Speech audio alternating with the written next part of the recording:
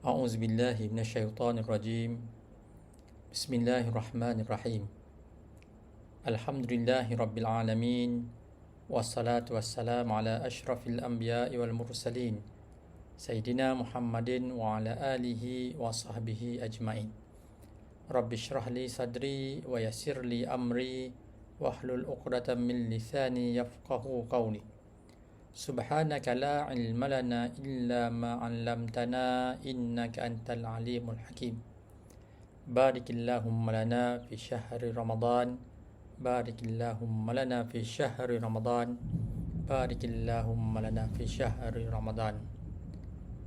Yang dirahmati rakan-rakan, tuan-tuan, puan-puan, penonton webinar sekalian, Assalamualaikum warahmatullahi ta'ala wabarakatuh. Alhamdulillah, syukur kita kepada Allah Subhanahu wa ta'ala dalam suasana tengah hari. Pada hari ini, kita diberi kesempatan oleh Allah Subhanahu wa ta'ala untuk berada dalam majlis ilmu, atau yang dikenali juga dengan nama Raudatun min Riyadil Jannah, satu taman syurga yang ada di muka bumi ini. Dan kita bersyukur lagi kerana dalam ramai-ramai rakan-rakan kita, umat Islam yang berpuasa pada hari ini, kita antara orang yang dipilih oleh Allah Subhanahu wa ta'ala untuk berada dalam majlis ilmu pada hari ini. Untuk itu, tuan-tuan, puan-puan sedang penonton webinar sekalian, saya ucapkan selamat datang ke webinar Ramadan kali ini yang dianjurkan oleh Institut Ahli Sunnah wal Jamaah ataupun ISWAJ UTHM bersama Pusat Islam UTHM dengan kerjasama Majlis Pembenaran MUA, Pusat Penyelidikan Tanah Lembut UTHM dan Institut Penyelidikan Integrasi UTHM. Webinar Ramadan ini adalah merupakan satu wadah ilmu dalam menyampaikan pengetahuan dan pemahaman dalam konteks halalan thayyibah dalam usaha ataupun dalam suasana bulan Ramadan Al-Mubarak pada tahun ini. Saya Ustaz Mustafa Hayuddin bin Abdul Khalib selaku pengarah di Institut Ahli Sunnah wal Jamaah UTHM yang akan memberikan perkongsian yang bertajuk halal tak baju raya saya ni. Okey, jadi kita akan bincang halal ke baju raya saya pada tengah hari ini dalam tempoh jangka masa lebih kurang 20 hingga 25 minit ini. Sama-sama kita rehatkan minda, kita tenangkan fikiran, kita bagi santapan rohani dengan sedikit ilmu yang kita kongsikan pada hari ini. Jadi para penonton sekalian, kita pertamanya kita kenali dulu apakah yang dimaksudkan dengan halal, kan? Sebab kita biasa nak beli barang, kita nak tengok ada tak logo halal. Nak beli barang, kita tengok ada tak perakuan halal kalau barang tu daripada luar negara. Sebenarnya halal tu apa? Halal tu, tuan-tuan, puan-puan, para penonton sekalian, dia bermula daripada perkataan Arab.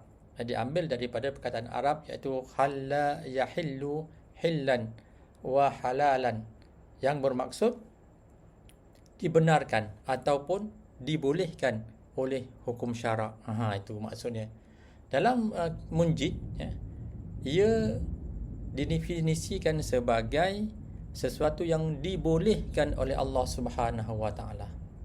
Manakala menurut Kamus Dewan, kalau kita sempat buka Kamus Dewan, mendefinisikan bahawa halal itu bermaksud hukum membenarkan sesuatu perbuatan dilakukan di dalam Islam, diperbolehkan, iaitu yang tidak ditegah oleh hukum syarak, diizinkan dan juga dibenarkan. Itu dari segi definisi, dari segi Kamus Dewan kita, ataupun dari segi logahnya ataupun asal perkataan halal itu sendiri. Manakala dari segi istilah syarak pula, halal ni banyak pendefinisian oleh para ulama kita. Saya ambil contoh apa yang didefinisikan oleh Allahyarham Dr. Yusuf Al-Qardawi. Dia mendefinisikan halal itu sebagai sesuatu yang diharuskan, yang terungkai padanya ikatan larangan dan diizinkan oleh syarak untuk kita melakukannya. Jadi berpandukan definisi tersebut, dapatlah kita rumuskan bahawa halal itu merujuk kepada sesuatu yang diharuskan oleh Allah Subhanahu Wa Taala untuk manusia, sama ada dia makan, dia guna, dia bermuamalah ataupun sebagainya.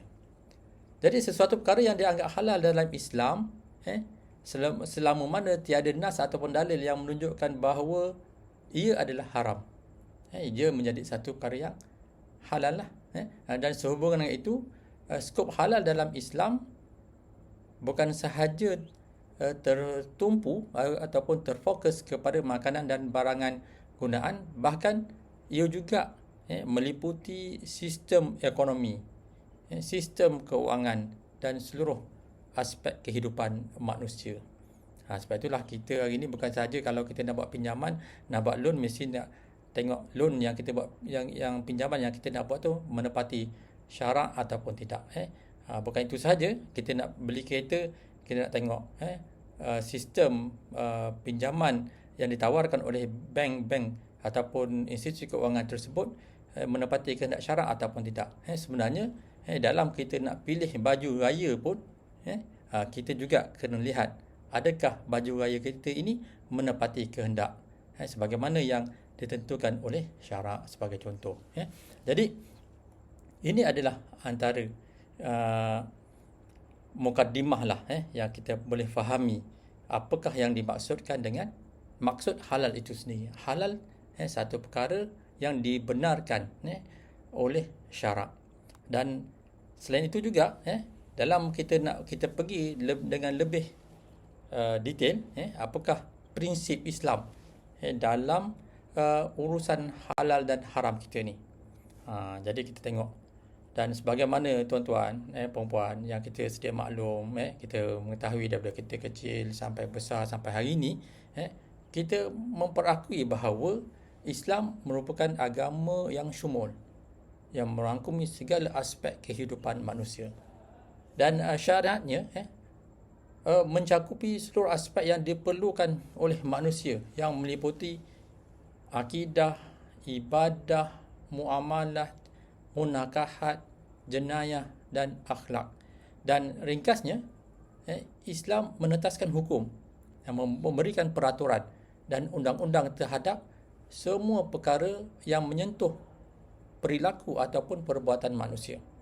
Dan matlamat pensyaratan hukum hakam dalam Islam adalah untuk apa tujuannya? Untuk menjaga kemaslahatan manusia bagi kehidupan di dunia dan keselesaan ataupun kebahagiaan hidup kita di akhirat, ataupun untuk dua-duanya sekali, di dunia dan di akhirat. Dan bagi merealisasikan matlamat tersebut, Allah Subhanahu Wa Taala telah menjelaskan sepenuhnya kepada manusia apa yang baik dan apa yang buruk, atau yang mana halal dan yang mana yang haram, demi untuk kebaikan kita sebagai hamba Allah Subhanahu Wa Taala di dunia dan di akhirat. Dan kita kena ingat, pada asasnya sesuatu benda ataupun sesuatu perbuatan itu tidak terlepas dari 5 perkara, iaitu yang pertama halal, haram, sunat, makruh dan harus. Dia tak boleh terlepas daripada 5 perkara ini. Dan bagi perkara yang halal, secara mutlak kita disuruh oleh Allah Subhanahu Wa Taala untuk memakan dan menggunakannya. Manakala yang haram, kita pula diminta untuk kita menjauhinya. Kalau kita nak pilih baju raya tu, ada prinsip dia, ada cara kaedahnya. Tak boleh kita pakai nak hari raya kita lazim bagi kita kan, hari raya kita menziarahi sanak saudara kita, rakan taulan kita dan sebagainya. Ada disiplin dia, ada prinsipnya yang dihalalkan, yang diharuskan oleh Islam. Tak bolehlah kita nak pergi raya dengan desain yang terbaru, pakai seluar pendek kan, desain yang terbaru, kita pakai baju nampak bahu ataupun nampak lengan dan sebagainya. Jadi ada prinsip, nanti kita perhalusi satu persatu nanti.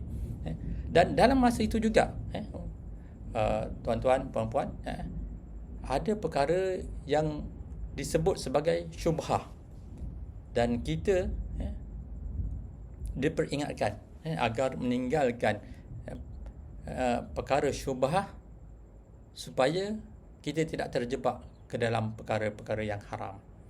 Ingat yang halal itu jelas, yang haram pun jelas, dan perkara syubhah juga kita digalakkan untuk kita lari, untuk kita elakkan supaya kita tak terjebak dalam perkara-perkara yang halal.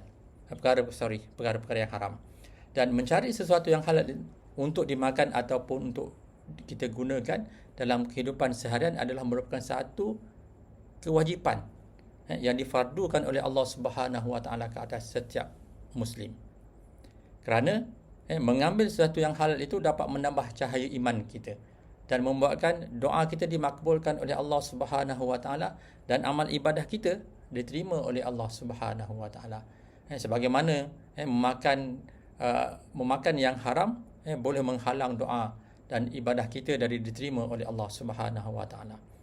Dan sebenarnya tuan-tuan para penonton sekalian, terdapat banyak ayat-ayat Quran dan hadis yang menyeru dan memerintahkan umat Islam agar mengambil berat dalam mencari yang halal dan meninggalkan yang haram. Antaranya ayat Al-Quran yang menyebut A'udzubillahi minasyaitonirrajim. Bismillahirrahmanirrahim. Wa ahallallahu al-bai'a wa harrama riba.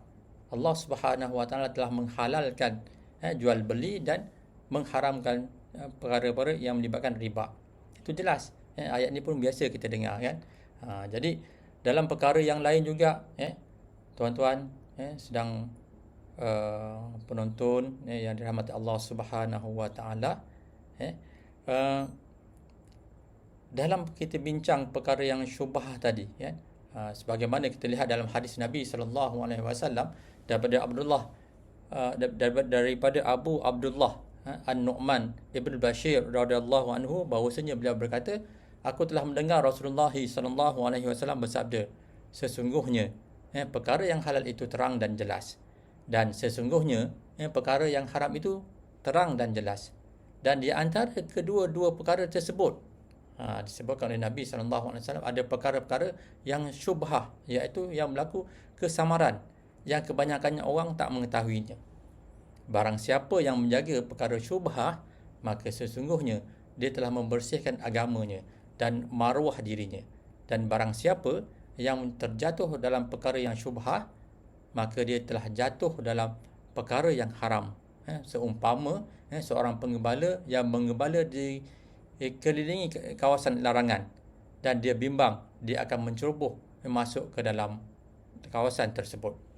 Dan ketahuilah, dia kata, bahawa setiap raja ada sempadan, dan sesungguhnya sempadan Allah itu ialah perkara-perkara yang diharamkannya.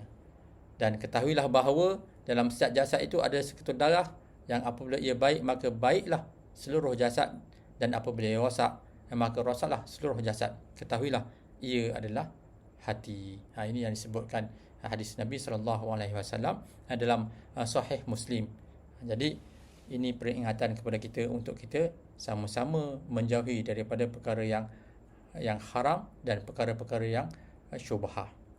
Jadi dalam hadis yang lain, tuan-tuan para penonton sekalian, Nabi SAW mengingatkan kita sebagaimana hadis yang diriwayatkan daripada Anas bin Malik, Nabi SAW qala, talabul halal wajibun ala kulli muslim, rawahu Tabrani fi awsatil wa isnadi hasan. Jadi daripada Anas bin Malik bahawasanya Nabi SAW bersabda, mencari yang halal adalah suatu kewajipan ke atas setiap muslim. Hadis diriwayatkan oleh At-Tabrani dengan sanad yang hasan. Jadi secara keseluruhannya, nas Al-Quran dan hadis yang saya bacakan tadi merupakan satu penghujaian yang kuat bahawasanya Islam sangat mengambil berat tentang perkara halal dan haram, kerana semua yang halal itu akan mendatangkan manfaat, dan perkara yang haram akan mendatangkan mafsadah atau kerosakan ke atas manusia, baik di dunia maupun di akhirat. Contoh tuan-tuan, kalau kita hari raya nanti, pakaian baju raya yang kita beli, dalam kita bincang tajuk hari raya baju raya pada kali ini, kita memilih pakaian yang nampak labuh, tetapi dia terlalu nipis sehingga nampak pakaian dalam kita. Ini sebenarnya perkara-perkara yang merosakkan diri kita. Apabila orang datang beraya, nak makan kuih raya, nak bersembang-sembang, kita pula menjadi tumpuan orang. Sebab apa? Pakaian kita.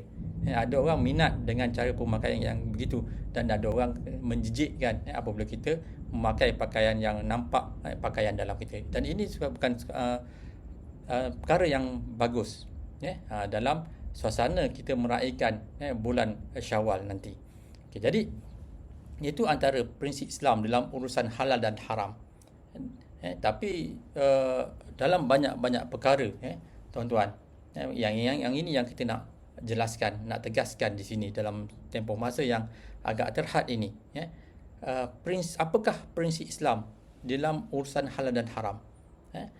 Bagi menjelaskan perkara ni, kita mengambil pandangan daripada almarhum Dr. Yusuf Al-Qaradawi. Dia kata dalam perspektif Islam ada 11 prinsip telah dinyatakan sebagaimana yang ditulis dalam kitab Al-Halal wal Haram fil Islam. Ada 11 perkara. Apa dia, tuan-tuan? Kalau kita sempat, kita bincangkan 11 perkara ni. Kalau tak sempat, setakat mana saja yang sempatlah. Yang pertama, dia kata asal bagi sesuatu perkara adalah mubah. Apa itu? Jadi mubah ni adalah harus. Dia kata para ulama, jumhur ulama bersepakat bahawa asal bagi sesuatu perkara adalah harus, melainkan ada dalil ataupun nas syarak yang menunjukkan ia adalah haram.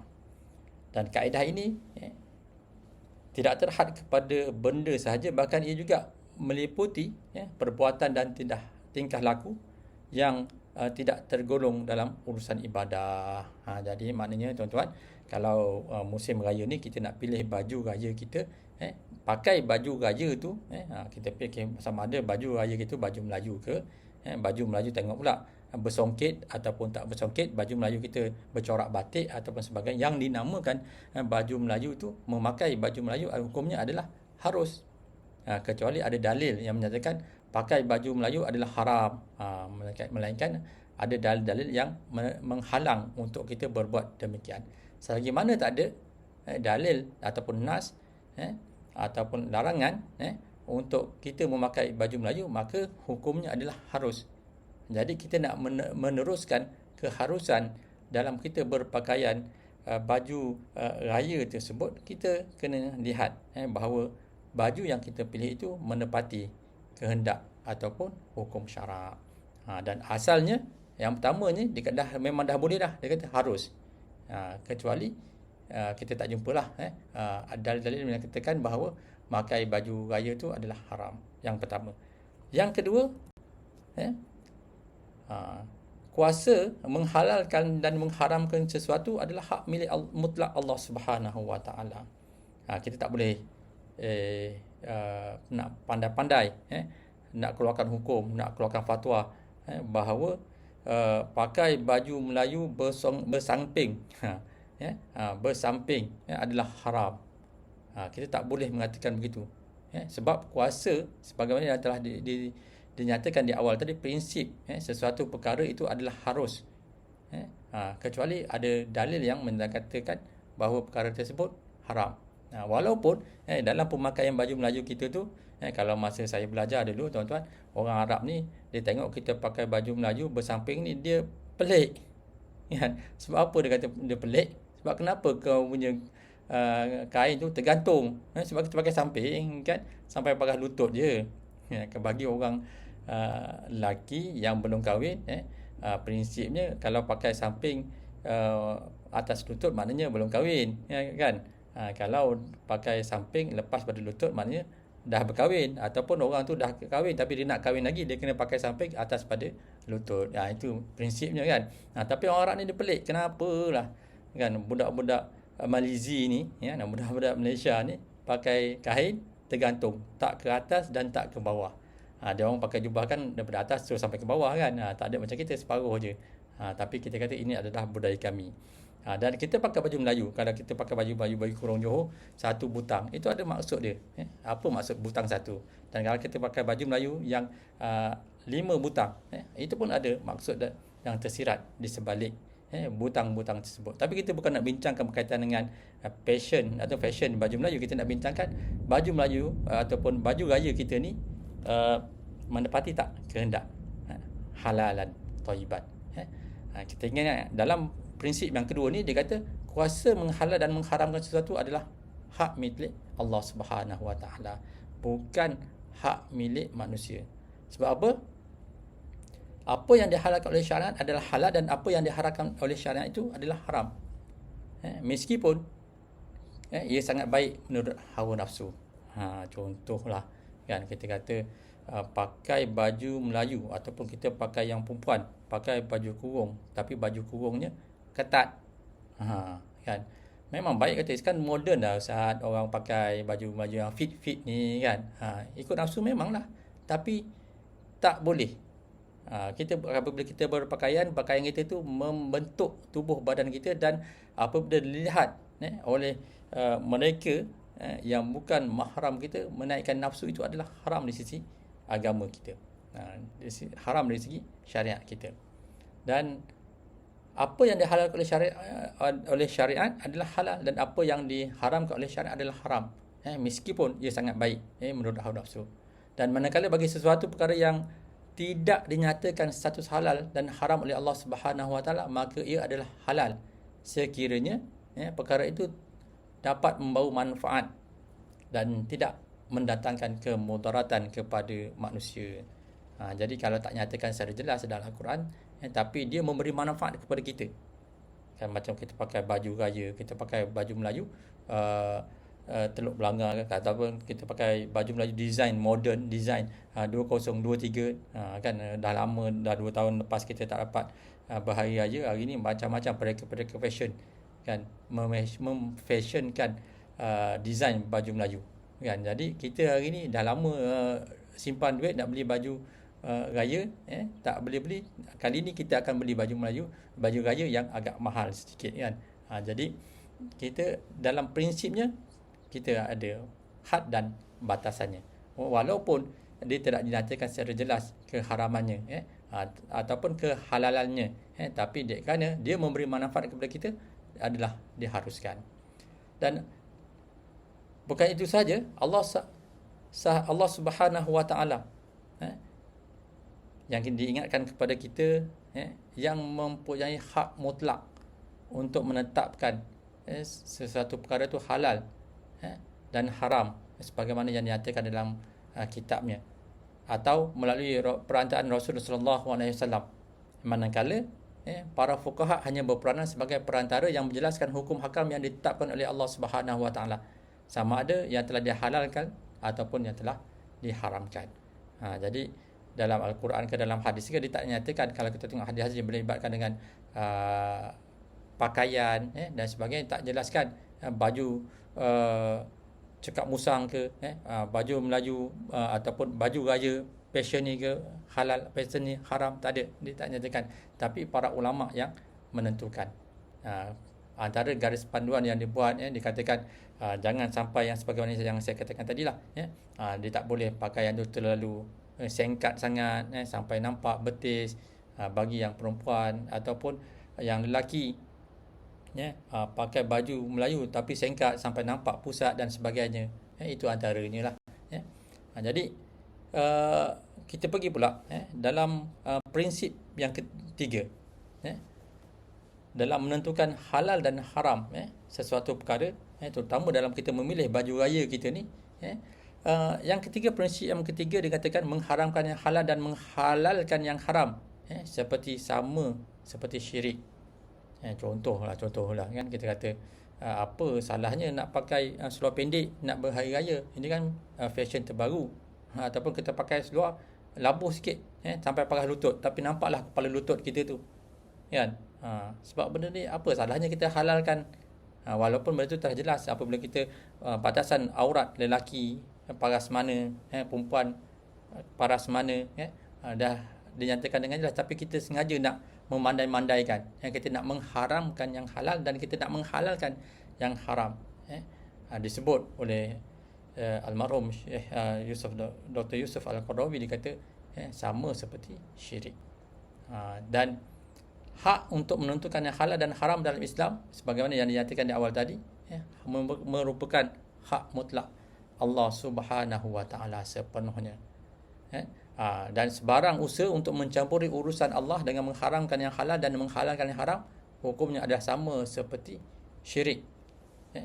Sebab dia kata perbuatan itu seumpama mencabar kekuasaan Allah Subhanahu wa taala.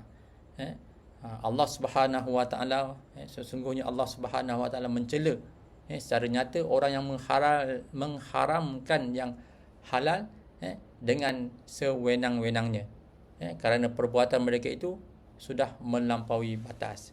Dan perkara ini Allah Subhanahu wa taala jelaskan dalam surah An-Nahl, ayat yang ke-116. Allah kata, a'udzubillahi minasyaitonir rajim, wala taqulu lima tasifu alsinatukumul kazib hadza halalun wa hadza haramun litaftaru 'ala Allahil kazib innal ladzina yaftaruna 'ala Allahil kaziba la yuflihun. Maksudnya Allah kata, janganlah kamu berdusta dengan sebab apa yang disifatkan oleh lidah kamu.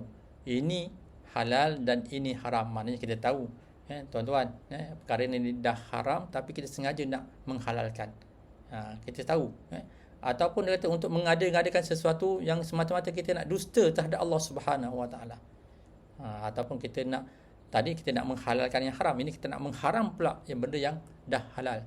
Kita kata ini fashion orang lama-lama. Kalau kita pakai baju labuh, kita pakai, kalau yang perempuan menutup segalanya, dia kata ini semua old fashion, ini fashion orang lama-lama. Dia kata tak sesuai untuk zaman sini. Itu yang dimaksudkan dalam ayat ni.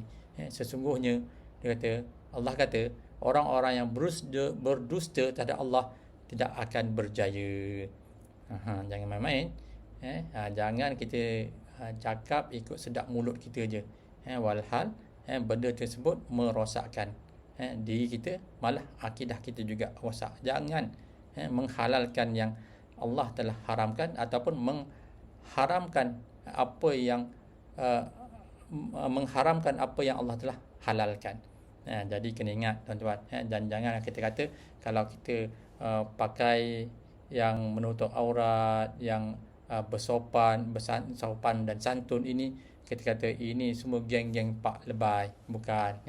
Kita pakai, kita buat apa yang diamalkan oleh masyarakat kita yang baik itu sebenarnya ada asasnya, ada prinsipnya, ada kitab yang mereka rujuk, ada bab ataupun akhlak yang mereka gunakan, ataupun yang mereka amalkan. Jadi kita nak menyatakan sesuatu perkara sama ada baik ataupun buruk, kita kaji dulu. Kalau kita tak sempat nak mengkaji, kita tanyalah, fasalu ahli zikri in kuntum la ta'lamun. Tanyalah orang yang mengetahui, orang yang alim, yang pakar dalam bidang tersebut, sekiranya kita tak mengetahui. Dan yang keempat, rakan-rakan para pendengar sekalian, kita tengok pula. Yang keempat, dia kata mengharamkan yang halal boleh mengakibat timbulnya perkara yang keji dan mudarat. Perkara yang keempat adalah mengharamkan yang halal boleh mengakibatkan timbulnya perkara keji dan mudarat. Inilah kalau kita katakan tadi, pakai seluar paras lutut itu, yang sahnya menampakkan aurat, kata-kata, kalau kita mengharamkan yang halal boleh mengakibatkan timbul perkara keji dan memudaratkan. Contoh kan, kalau kita kata tak cantik lah, dia kata kan, kita kata fashion, pakai baju Melayu kan, berdesign macam ni tak cantik. Dia kata apa salahnya, dia kata pakai baju Melayu, dan seluarnya sampai paras lutut sahaja. Sebab dia nak mengharamkan yang dah halal, dia nak buat design baru yang bercanggah dengan prinsip Islam. Dan apabila kita buat, kita kena faham, matlamat dari pensyariatan hukum dalam Islam adalah secara keseluruhan, untuk mendapatkan untuk membawa kepada kebaikan yang dinamakan sebagai maslahah, dan menolak perkara yang membawa keburukan, mafsadah terhadap manusia. Dan keseluruhan perintah Allah ini, sama ada dari Al-Quran maupun As-Sunnah, sama ada berbentuk suruhan ataupun tegahan, kesemuanya adalah untuk kemaslahatan hamba-Nya di dunia dan di akhirat. Bukan saja-saja je yang Allah Subhanahu Wa Taala buat. Allah Subhanahu Wa Taala tentukan. Dan perkara ini juga telah ditegaskan oleh Syekh Izzuddin bin Abdul Salam dalam kitabnya Qawaidul Ahkam fi Masalih Al-Anam. Dia katakan telah mengembalikan permasalahan fiqh itu keseluruhannya kepada asas untuk mengambil iktibar terhadap maslahah dan merosak, menolak segala mafsadah. Perkara yang sama juga dibincangkan juga oleh Imam Sayuti dalam kitab Asbah wan Nazair fi Qawaid wal Furu' fi Fiqh Syafi'i, menegaskan bahawa keseluruhan hukum hakam yang disyariatkan adalah merujuk kepada maslahah. Jadi tuan-tuan, puan-puan yang dikasihi Allah Subhanahu Wa Taala, pemakaian kita yang menutup aurat, itulah yang disyorkan oleh Islam. Sebenarnya banyak lagi yang saya nak bincangkan, perkara yang kelima, keenam, dan secara tuan-tuan keseluruhannya bolehlah lihat di sini, dan saya pergi oleh kerana masa kita telah sampai ke penghujung. Secara kesimpulannya tuan-tuan, kita memilih baju Melayu ataupun baju raya, tak kisahlah sama ada kemeja ke t-shirt ke, dalam meraihkan hari Lebaran ini, kita kena ingat prinsip-prinsip Islam telah tetapkan. Mungkin kita kata kita ni ada duit, kita nak pakai baju yang sutera, jenis kain sutera, itu pun ditegah oleh Islam bagi orang lelaki. Jadi nak bincang bab halal dan haram dan isu pemakaian ini panjang, tuan-tuan. Jadi saya rasa cukuplah sampai di sini. Moga-moga dengan sedikit perkongsian kita pada kali ini memberikan banyak manfaat untuk kita semua. Akhir kata, wabillahi taufiq wal hidayah. Wassalamualaikum warahmatullahi taala wabarakatuh.